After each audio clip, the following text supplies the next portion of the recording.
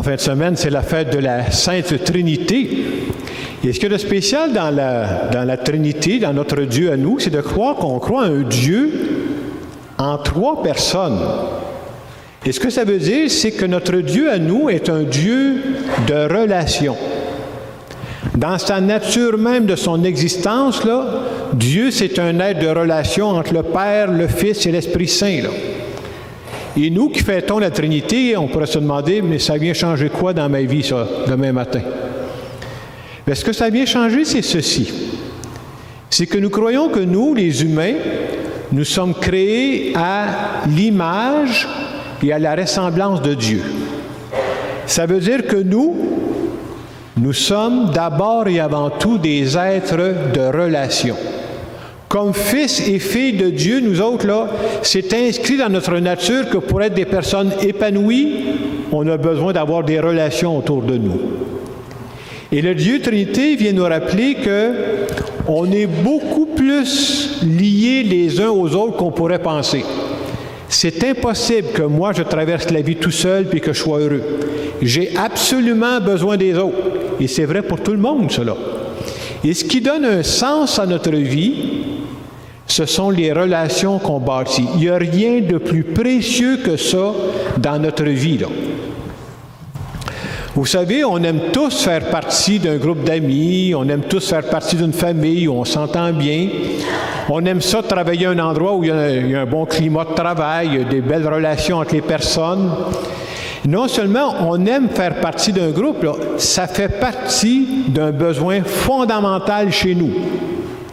C'est tellement vrai que quand on fait l'expérience, peut-être vous avez déjà fait ça, soit par le travail ou certaines occupations, on est obligé de partir un certain temps, on est coupé de nos amis, on est coupé des membres de notre famille, puis après un bout de temps, on dit hey, « il y a quelque chose qui me manque, là ». Peut-être que vous n'avez pas oublié, c'est quand même pas si long, là. Vous vous souvenez, la pandémie, qu'est-ce que les gens disaient? « Hey, il n'y a plus moyen de se voir. Ma famille me manque. Mes amis me manquent. » Oui, parce qu'on est fait, on est des êtres de relation, on a besoin de ça. Et les personnes qui vivent la solitude, les personnes qui se sentent seules, les personnes qui se sentent isolées, vivent ça difficilement. J'aime à dire que dans la solitude, il y a deux aspects. Il y a un premier aspect dans la solitude qui est positif, soit dit en passant. Ça veut dire quoi? On a besoin, chacun de nous dans notre vie, j'ai besoin d'avoir certains moments de solitude dans ma vie. C'est important. Il faut que je me retrouve moi-même, que je sois en lien avec ma vie. Et la spiritualité qu'on développe nous aide justement à se donner des moments de solitude, où je suis seul, je ne suis pas avec les autres. Et nous croyons dans la foi que même quand je suis seul, Dieu est toujours avec moi. Mais si c'est vrai qu'il y a un élément très positif dans la solitude, il y a un élément aussi qui est vraiment négatif dans la solitude, c'est quand les gens se sentent coupés des autres. Quand on se sent isolé par rapport aux autres, ça peut faire vivre énormément d'anxiété. Au cours des derniers mois, je fouillais un peu sur Internet, puis des fois, je regardais le Journal de Montréal. Ils ont fait toute une série d'articles sur la solitude. Et j'ai pensé vous partager ça parce qu'en fin de semaine, avec la fête de la Trinité, on nous rappelle que nous autres, on a besoin de relations. Je vous donne un exemple qui, je trouve, fait réfléchir. Vous savez, au Royaume-Uni, en Angleterre, ils ont à peu près le même type de gouvernement qu'on a ici. Ça veut dire, dans le gouvernement au Royaume-Uni, il y a un ministre des Finances, il y a un ministre de l'Éducation, il y a un ministre de la Culture. Et depuis 2018, au Royaume-Uni, ils ont un ministre de la solitude. C'est spécial. Et ces dernières années, le Japon vient de faire exactement la même chose. Si ces deux pays-là ont choisi de mettre un ministre pour la solitude, vous savez ce que ça veut dire? Ça veut dire qu'ils ont identifié que dans leur pays, les problèmes de solitude sont très graves. Ça a des conséquences, là. La solitude, c'est un problème réel qui a des conséquences réelles parce que ça va contre notre nature. Et des fois, on pourrait penser que la solitude, ça doit être pour certaines personnes âgées. C'est pas ça qu'ils ont trouvé. Ils ont trouvé qu'il y a des personnes âgées qui vivent la solitude. Même les jeunes vivent la solitude. Ouais, mais ils ont tous leur téléphone. C'est tout ce qu'ils ont.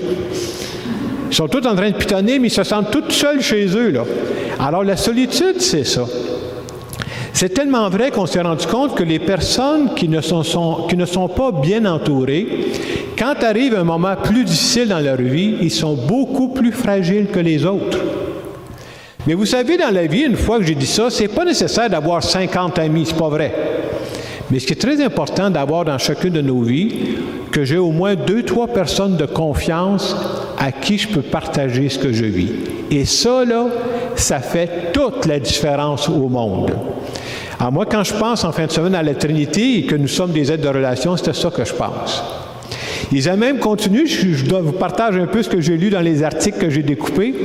Il disait, vous savez qu'une personne qui vit vraiment de la solitude, qui se sent isolée, ça a des conséquences sur notre morale, ça a des conséquences sur notre santé mentale et ça a même des conséquences physiques. C'est prouvé que les gens qui se sentent isolés vont avoir, par exemple, beaucoup plus de problèmes cardiaques. C'est prouvé, cela. Je lisais un article qui disait, c'est un médecin qui se prononçait, il dit, ça fait tellement vivre des choses spéciales que de se sentir isolé, coupé des autres, là. Il disait, c'est aussi nocif que quelqu'un qui fumerait 15 cigarettes par jour. C'est pour montrer que ça nous atteint même physiquement. Alors, c'est bon de savoir ça. J'écoutais une conférence l'autre jour, toujours sur le même thème, d'un monsieur qui a accompagné pendant sa vie plusieurs personnes en fin de vie. Alors, dans des lieux des soins palliatifs, des choses comme ça. Il donnait le commentaire suivant que je trouvais très éclairant aussi. Il dit, j'ai accompagné, moi, des centaines de personnes avant leur mort. Et je peux vous dire que dans les derniers jours de ces personnes-là, ça m'est jamais arrivé quelqu'un qui me dit, peux-tu aller chercher mes diplômes? J'aimerais revoir mes diplômes avant de mourir. Personne ne m'a jamais demandé ça. Il dit, dans les derniers jours avant de mourir, ça m'est jamais arrivé quelqu'un dit, va me chercher mes trophées, là. J'ai besoin de revoir mes trophées, c'est tellement important ça dans ma vie.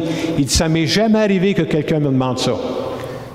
Mais il dit, je peux vous dire ce que les gens demandent dans les derniers jours de leur vie. Vous savez ce qu'ils demandent, les gens? Pourrais-tu faire un contact avec telle personne? J'aimerais ça la revoir. Avant de partir, j'aimerais ça qu'on se rencontre. J'aimerais ça qu'on puisse se parler. J'aimerais ça qu'on puisse se dire qu'on s'aime. Ou dans d'autres cas, ils ont dit, pourrais-tu me trouver telle autre personne? Ça fait des années que je ne l'ai pas vue. On a eu une petite chicane ensemble. Puis avant de partir, j'aimerais ça qu'on règle ça. J'aimerais ça qu'on se pardonne l'un l'autre. Qu'est-ce que je suis en train de vous dire? L'expérience nous montre qu'à la fin de la vie, même à la fin de la vie, qu'est-ce qui est le plus important? C'est les relations qu'on développe les uns avec les autres. Bon, en tout cas, c'est peut-être la première fois, mais en fin de semaine, avec cette fête de la Trinité, c'est à ça que ça m'a appelé. Le Dieu de la Trinité, qui est un Dieu, qui est un être de relation, nous rappelle que pour être heureux, nous avons besoin, nous, là, de développer des relations de qualité. Pas des relations parfaites, ça n'existe pas, mais des relations de qualité, ça doit être notre objectif. Et je me suis dit, en cette fin de semaine de la Trinité, si Dieu voulait passer par nous pour briser un peu de solitude autour de nous. En y pensant, peut-être dans les jours qui viennent, vous pourrez penser à ça, est-ce qu'il n'y a pas dans mon entourage des personnes qui peuvent se sentir un peu isolées, qui peuvent se sentir un peu coupées des autres? Et si je faisais quelques pas pour rencontrer ces personnes-là, pour leur parler, des fois il s'agit d'un téléphone, hein? Une simple présence peut faire tellement de différence. Et quand je préparais cette homélie, je me disais, mais vous savez, quand on prend le temps de prier ensemble, de vivre l'Eucharistie, c'est déjà une force, là, de savoir qu'on n'est pas tout seul. Et je me rappelle, quand on avait la pandémie, les gens disaient, mais ça me manque, on ne peut plus prier ensemble, il y a quelque chose qui nous manque. On a la chance de vivre ça. Alors, en fin de semaine, je pense que c'est ça qu'on peut retenir. Moi, j'ai des marottes que j'aime répéter. J'ai affaire à parler souvent, mais une des choses que j'aime dire souvent, parce que j'y crois par-dessus tout, les êtres humains sont beaucoup plus forts quand ils se mettent ensemble. Et je dirais ceci, je suis sincère quand je vous le dis, là, les personnes les plus heureuses que je connais, là, sont pas nécessairement les personnes les plus fortes. Les personnes les plus heureuses que je connais, ce pas les personnes nécessairement qui ont les plus gros diplômes. Les personnes les plus heureuses que je connais sont les personnes qui sont les mieux entourées. Parce que quand tu es bien entouré, tu es capable de faire face à la vie. Et en plus, dans notre foi, dans mon entourage, moi, il n'y a pas juste ma famille. Dans mon entourage, à moi, il n'y a pas juste mes amis. Dans mon entourage à moi, puis dans le vôtre, il y a Dieu. Dieu fait partie de mon entourage. Alors, à travers cette fête de la Trinité, demandons à Dieu de nous inspirer des façons. Il y a sûrement des personnes autour de nous qui souffrent de solitude. Qu'est-ce qu'on pourrait faire concrètement cette semaine? Un téléphone, une présence pour rejoindre ces gens-là. Je vais terminer cette homélie en faisant une prière en notre nom à tous.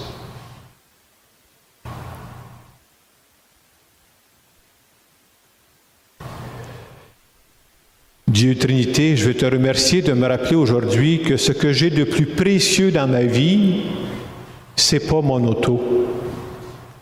Ce que j'ai de plus précieux dans ma vie, c'est pas mon ordinateur. Ce que j'ai de plus précieux dans ma vie, ce sont les personnes qui sont autour de moi. Viens m'aider à développer des relations de qualité avec les personnes que tu mets sur ma route. Et je veux te dire, Seigneur, Dieu Trinité, merci de faire partie de ma vie. Amen. Alors, pour que cette parole ne demeure pas juste une belle théorie, je vous invite à penser pendant quelques secondes, dans votre entourage présentement, ça peut être des gens de vos familles, de vos amis, des personnes que vous connaissez, est-ce qu'il n'y a pas une personne ou l'autre où on pourra dire, bien, je préfère un petit spécial pour parler à cette personne-là, pour l'encourager, pour aller la visiter. Je trouve que ce serait une façon de lutter contre la solitude qui existe beaucoup dans notre monde. Je vous laisse quelques instants pour en parler avec Dieu.